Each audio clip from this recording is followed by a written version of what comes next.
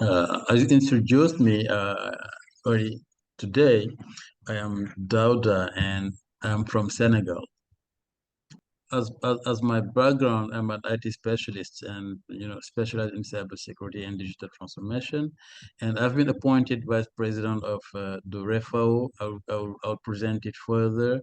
And this year, before that, I was the general secretary, and as the board has changed because the mandate was over, then we were bound to have a new board, and I've been appointed vice president. And we have Doji Ono from basically Cameroon, and but living from Togo and living in Ivory Coast, who is now the president replacing Mr. Medar Agbayazon. Uh, who is the former president. Today, we're going to talk about the event that we organize every year. And but before that, let me just make a quick presentation of the organization. Yeah. Joseph, you can move one. I've given you remote control, so you can control it from your side. Accept it and control it. Yeah. Okay. Yes. Good. So, good.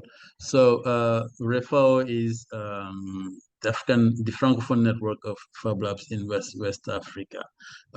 It has been created in 2018 in Cotonou, and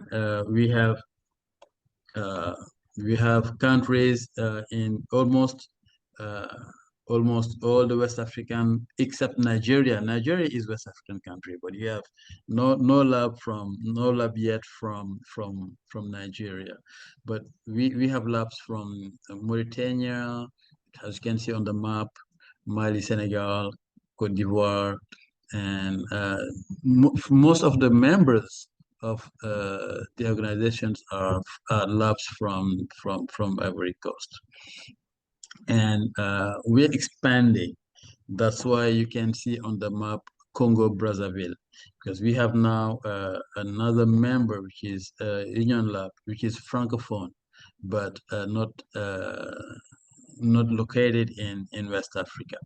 And our goal now is to spread out and to expand and moving towards not only a West African region, but all Africa, so that we can have the network of African Fab Labs, because we have some expressions coming from Morocco, from the slide on your side has moved. Okay, we from Morocco who wants to join. So this is, in a word, the bit history of the organization, and it's becoming really a very huge organization in West Africa, because several labs want now to join. We have new labs coming from Senegal, from Benin, from Togo, from Ivory Coast. So they just have to abide by the rules, and then we can accept them as new members. Good. Let's see if it moves from your side. Okay. Now coming to the event. Okay. Coming to the event we organize every year, which is Make Africa. It's becoming a leading event, if you can say that, in in Africa. Uh, when I say leading event, it's a technological innovation, and make a to foster make a culture on the continent. A bit history of that.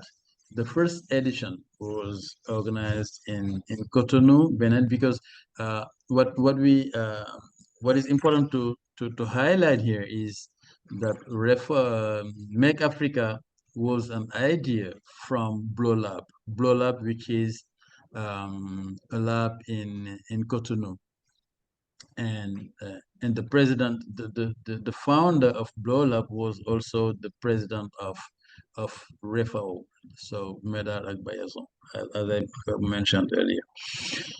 And the idea emerged from there, and then in partnership with Blow Lab, we organize every year this event. So that's why the first edition has been organized in Cotonou, Benin in 2018. We are now in our we have passed our seventh edition, but as you can see on the slide, most of the editions took place in Cotonou. Why? Because it is the headquarter, and we wanted to make it, turn around. Every country uh, can organize Make Africa, but uh, sometimes it's kind of bit difficult for some countries to get involved and organize such a big event.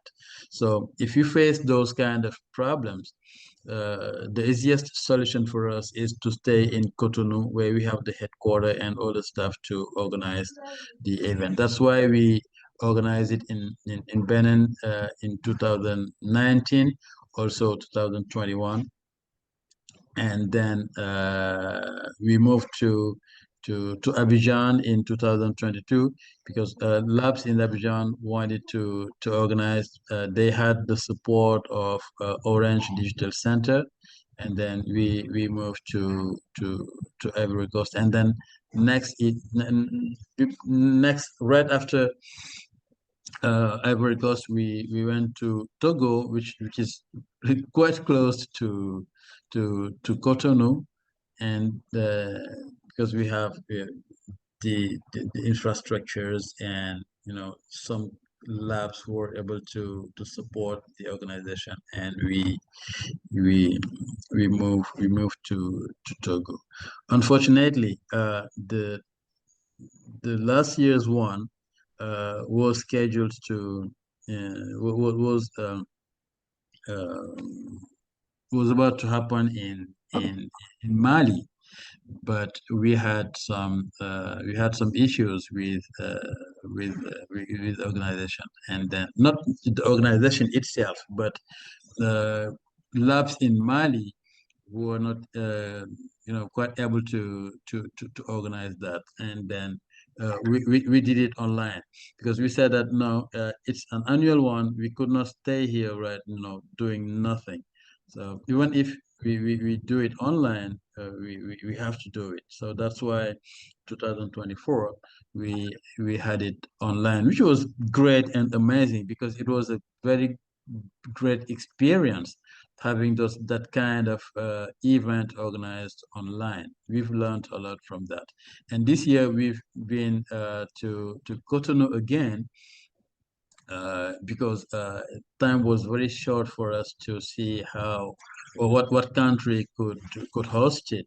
And then as usual, we went to the headquarters and organized that. We, and I'm going to share the insights of of that event. Uh, it's being it's growing. Make event is being amazing. It's being an amazing event in West Africa in terms of Fab Labs and makers. Uh, right, just in Abidjan, we had we had more than 2,050 participants, which was great. So every year we see the number of participants growing. Uh, I have a little glitch in the slide. It is we had seven physical editions, not six. And you can see that from Cotonou to Cotonou, because we started from Cotonou, and this year also it has been organized in Cotonou. We went all the way through, and then have see that event really growing and interesting policymakers, leaders, makers, technologists, etc.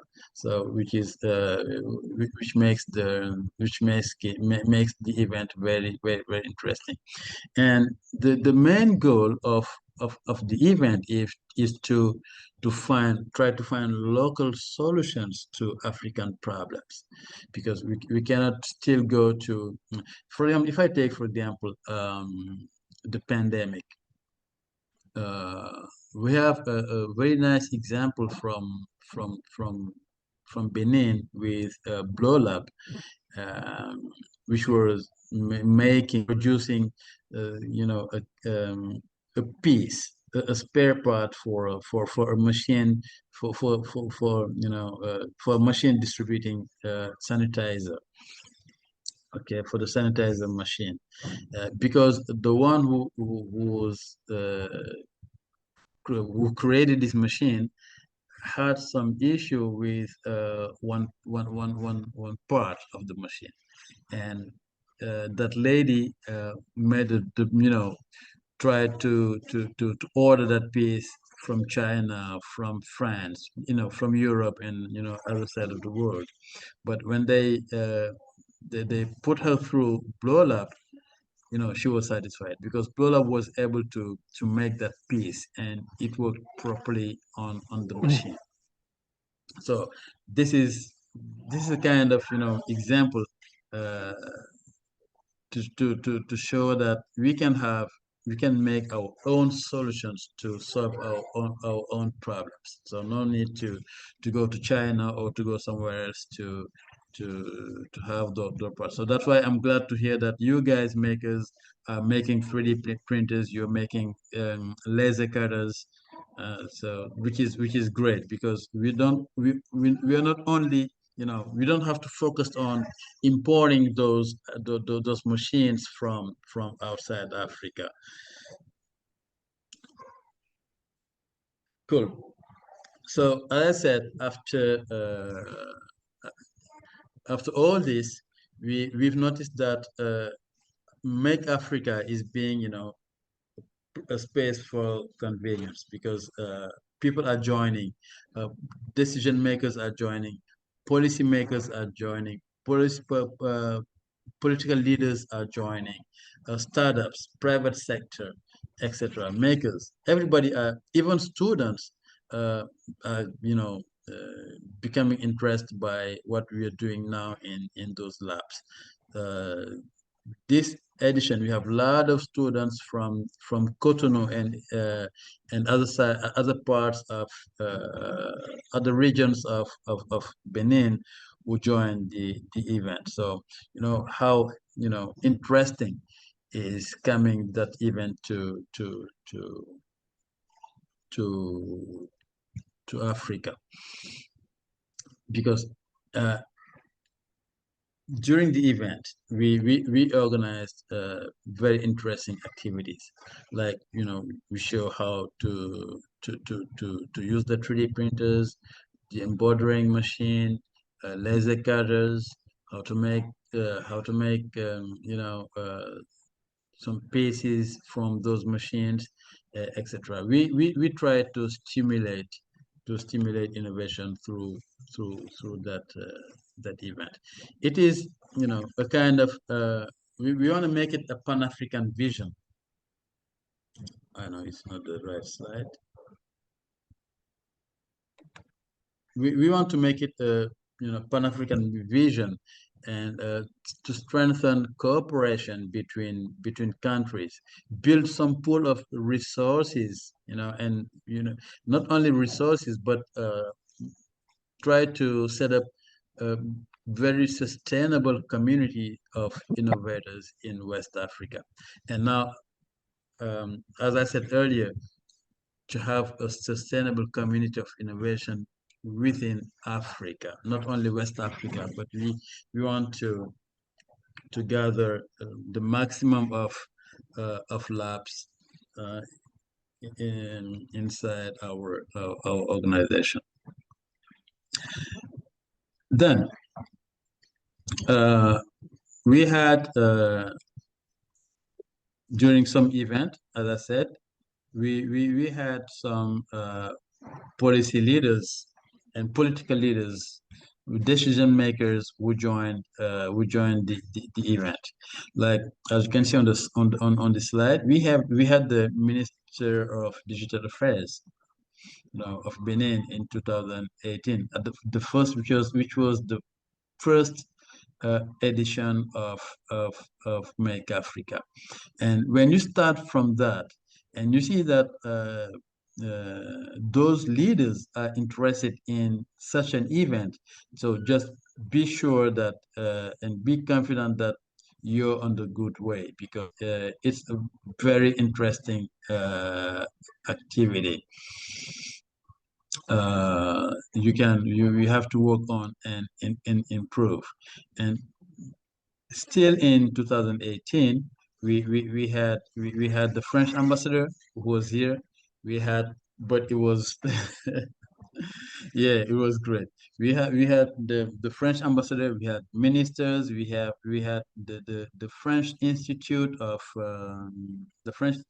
Benin, who came with us, who joined the event and hosted at their space. So that gave a kind of big credibility to the event. And in 2022 also we have the Minister of Digital Transition of Cote d'Ivoire, the Director of Digital Transformation of Orange Digital Center, and then after we had a lot of policy decision makers and political leaders in 2022 in Abidjan, because it's a very moving country. So things are moving very fast in terms of technology, etc. Joseph, are you moving my slides? Okay, great. And then, as I said, we want to this year the topic of Make Africa was let's build the African city of tomorrow. Uh, we know that Africa faces a lot of challenges because of the non-stopping growing population, uh, particularly in urban cities. Uh, Statistics say that the population in urban cities in Africa doubled from 200 to 400 million inhabitants, and we're gonna be 1.2 billion by 2050. In Senegal, we're going to be how much they say? They say 37 inhabitants by 2050. So now we're 18 million. So if you move to if we move the number to 37, so meaning that we're gonna double by 2050, and that non-stopping increase of the population is not without challenges. We need housings, we need water distribution, we need electricity, we need infrastructure, we need this and we need that. So regarding all those challenges, African people need to be up and see how we can find, you know, our own way to face those to handle those challenges, because the Western countries will just take that as an opportunity, like even China will take that the growing of that population to see Africa as a new market, which is already a new market for them, and this will not stop. So we need to find our own way and tackle those challenges, and then Make Africa is here to foster that way of finding solutions to our own problems, to tackle those challenges within 2015. Now, so we want to make it a very interesting platform for every makers, for every innovator to to foster that that way to find out how we can tackle those challenges. As you guys are making, are making it in, producing your machines. Great. Uh, then the main objectives of Make Africa are almost, four, because the first one is we want to promote, to enhance uh, technological innovation in Africa, and we can only do that by setting up a platform, a kind of framework where people can collaborate, can move towards entrepreneurship, develop digital skills, um, building capacity for people, not only young people, but for everybody. Because in the labs, you can have several sectors inside. We have the carpenter, we have the designer, we have the, the mechanic, we have, we can embark a lot of activity sectors inside the lab, and any uh, anyone can take profit of that, either by having, their capacity built, or coming to, share their experience, or come to innovate with new things, etc. It's quite inclusive. uh, we don't reject anybody. It's, we, our labs, we call them open labs, so they're open to anybody who wants to join and bring new things. Great. uh, Another objective is to support startups. uh, Fortunately, in Senegal, we had a startup act. So it has been elaborated since, I think, since 3 or 4 years now, but the act was not implemented yet. So now it's being implemented, which is great, because it can enhance innovation, and make people be more innovative, because they can have funding, they can have a lot of opportunities with that startup act. Uh, we, Within Make Africa, we want to support also young companies, because they have, uh, most of them have visibility problems. So they have problem of funding, uh, they have networking problems, etc. So we gather them within that activity, so that we can foster and enhance network opportunities, and so on. In most of the Fab Labs, come with the solutions. For example, we had we had we had Hugues Hubin from, for example, from France. He's from the French network of Fab Labs, who was with us during Make Africa, this edition, and who share a lot of insight, a lot of opportunities, a lot of, innovation, technologies, and systems, which was wonderful, because we always learn from each other. We always learn from our Western friends, our Southern friends, etc. But because this to me, competencies has to be transferred. We don't need to me to go and yeah and how to say that and ask for things like that. Okay, so if we can have the technology transferred to Africa, that is great. That's why you guys can make your 3D printers. That's why you can make your laser cutters, etc. And we want that collaboration, that cooperation to be highlighted, and then uh, and then make things move forward.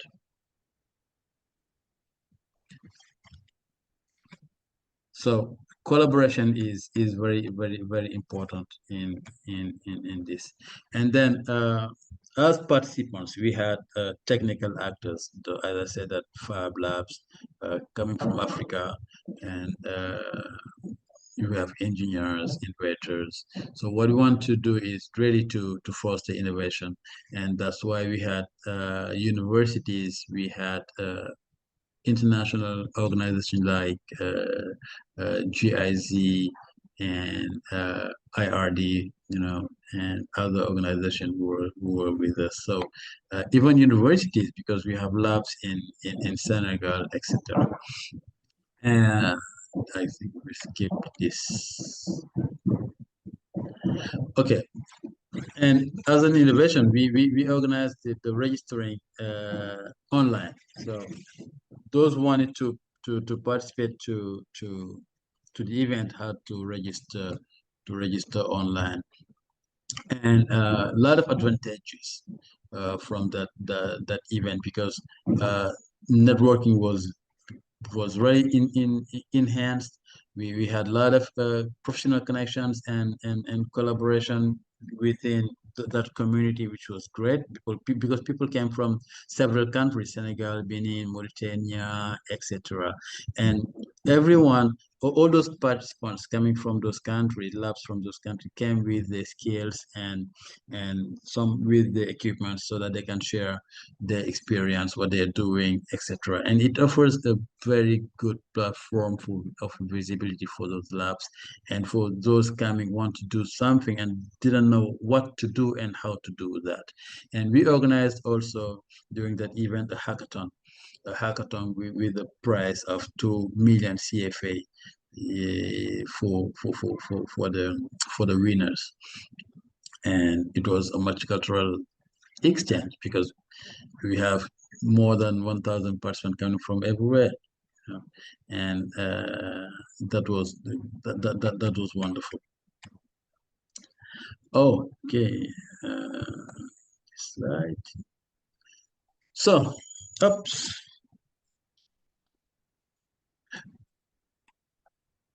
sorry with the slide. Okay, in within the hackathon, it was, innovation, creation of new stuff, trying to find solutions to our incoming to our coming challenges for Africa, and even solutions on robotics, etc. So and and then we present some funding opportunities. Some investors were present, and then development agencies, so that people can meet them and discuss, see how their projects can be funded, so on. We tackled problems like challenges like climate change, like training, and how we can and funding as well, to see how we can help those labs or those present on the who took part on at the event to to to to improve their capacities in terms of finance and technology. So we expect that next edition will be somewhere in Africa, because we're discussing the country, and then we expect to have more than 3,000 people participating. And because we are even, as I said earlier, trying to spread the network and go to Central, South, and North Africa. We try also to improve, training by creating a program on digital on Fab Lab management, on how to can find funds, do fundraising, how to digitalize our processes, etc. So, and we in this curricula we want to develop. We want to also to involve AI inside because AI is being used everywhere, and so we want to also improve what we're doing in terms of robotics, and our one of our goals also is to implement labs within schools so that kids at the early age can be in touch with those machines and have we can initiate a kind of innovation taste within those kids.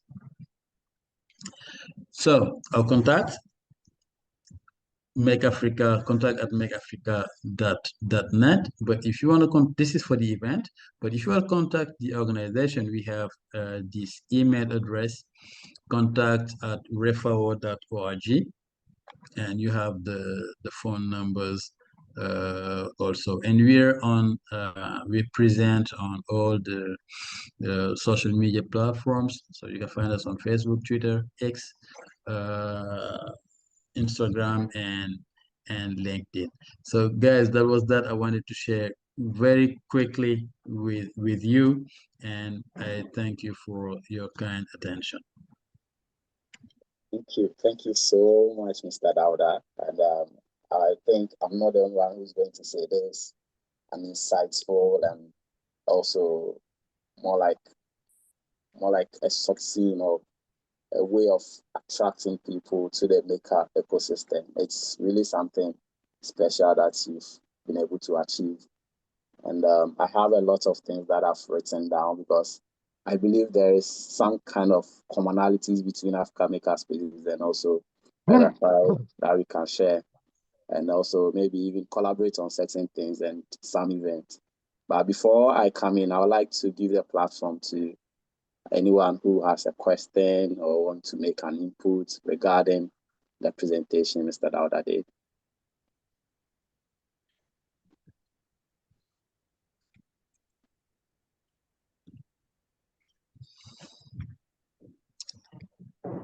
I can see on people online our friend Ig Oba. I think he's here. Maybe Yeah. Ig, you were in Make Africa. You can share something. I'm just for the moment writing my article for the Climate Change Lab website concerning the event. So I think it was personally I just went to the edition of 2019, and I think that this one was much ambitious, and I think it was very interesting to have a lot of experts that were not only makers but experts of the city, experts of the environment, expert of culture and architecture. I think that we have the same problem or goal than in France is to involve academics and government into our actions. And I think even if it's more difficult and perhaps expensive, they are used to have this kind of big events with a lot of people, with big spaces when you have the time to exchange with the people, especially officials. And it was really great. I think it's a great edition, and personally, I like a lot to have the people working on the hackathon and on Wikipedia during the event, because there were two faces, two sides in the at least in the event, and you had the official great side on the front with all the online diffusion, which will be very useful because everybody can take all the archives to push the projects. And you had also the motor, the engine of these people, very motivated, working on the back and giving energy during all the events. Also, I think it was very well organized for the participants like me, concerning the hosting, concerning the movement in the city, concerning security, concerning eating. And now I give you a secret is that I am thinking about organizing perhaps in 1 or 2 years, trying to organize a meeting with a brand new uh, Central Africa Fab Lab networks around Congo, Brazzaville, Cameroon, and so on, who is just created and who will be publicly officialized at the beginning of 2026. The REFFEO, your network, the French Fab Lab network, and the Vulca network, with European Fab Lab network launched by and with Italians, Germans, people from Poland, and so on. We know very well in the French Fab Lab networks because I think that we are very important because we are the link between the academic history of the Fab Labs in the universities and the real field, or the real people. So we are the link between all the stakeholders from economy to solidarity. So it's just an idea for the moment. I say it to you because we are not a lot, but I think that my organization is well uh, is at a good place because we know the people in all these networks. And at one moment, we feel everybody that what you said and wrote about the African city is also real for all the cities, but it's also a problem of balance between the cities and the countries, agriculture to make these people eat, questions of mobilities and so on. So I think that we really have to uh, continue to take more place on like on a chase game. We must be in the game because we worked a lot before without a lot of money, and now due to the climate change effects and so on, the world need our actions, especially with the comments. Thank you. Thank you so much. And I think I will be very delighted to also be part of what you plan to organize and the things that you even witness on the Make Africa 2025 and how you intend to also implement it in the near future. We will be very keen to also be part of it and see how best we can all find a way to improve upon the work that Makerspaces in Africa does, and also how it can also improve all the communities in which they are all trying to support Fab Labs and also Makerspaces. I don't know if anyone has a question, but I have a question that I would like to share or ask.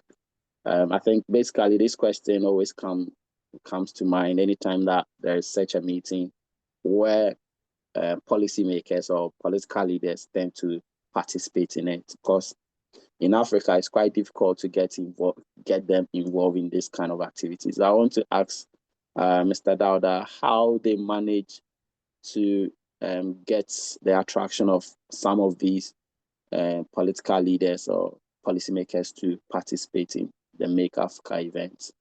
Yeah. Yeah, you're right. It's not very easy to mobilize those political leaders and decision makers to join those kind of events. But it's just one. It's the matter of relationship, and second, so now they being conscious that the world is moving into towards a huge digital transformation. So and when we say digital transformation, it is just only staying. It's not only staying behind computers and going into websites, etc. platform. So there is other ways or other communities here who are working around that, like Fab Labs and makers making those items, those pieces, and those equipments. So and in some countries like in Benin, it's moving a lot in terms of digitalization, and they're conscious of that. So it's their interest to join those kind of event, and those guys also, Joseph, they need visibility. Yeah. Yeah. Yeah, they need visibility. So and they need to have what to put in the weekly reports Yeah. And they have to go to go to those events and have what, because every week they sit around the president or the prime minister to to do what they did during the week. So they have to report, and those activities, those great activities, cannot be left over. Sometimes even in we had the same problem in Senegal to mobilize those authorities, but now it's coming bit by bit. Yeah. But the main challenge, I was when you said that you have a question to ask, I was thinking about how we can how you're able to fund that kind of activity. That was actually the next question to ask. So since you brought it up, yes, you can go ahead and No, answer that. believe me, it's the biggest challenge, Yeah. funding those, because sometimes organizations like international organizations say that they're gonna support you. At the same time, they can drop off. They can say, no, we said, but we cannot now because of this, because of that.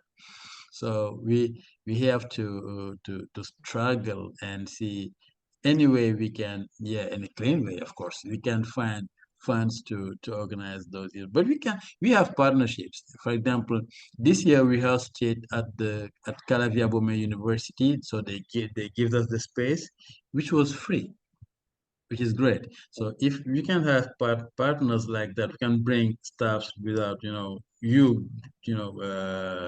financing anything. That's much better. It's hard to find, but that's the way it is. So, and I think what you're saying is that there's a strategic way of not really getting the financial bit, but getting the support of certain, maybe the location or the space and certain materials that can help you to organize it. But having to get a fund is where the problem is, to finance it. Yeah. Yeah, I think that is very true. Yeah. It's a big challenge. And also, Hugues mentioned something that I forgot. This year's edition was daily broadcasted online. Yeah.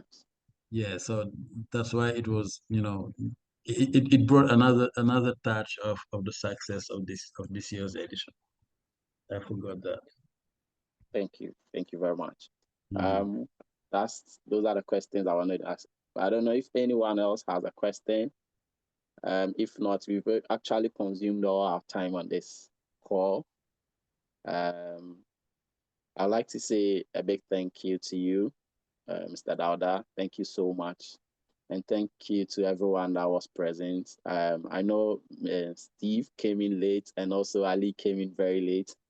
But I believe we will have the recording on the YouTube platform, and the handle is Africa Maker Spaces. When you go to YouTube, you have it there, and listen or watch it again and see the amazing thing that came or that happened at the Make Africa event.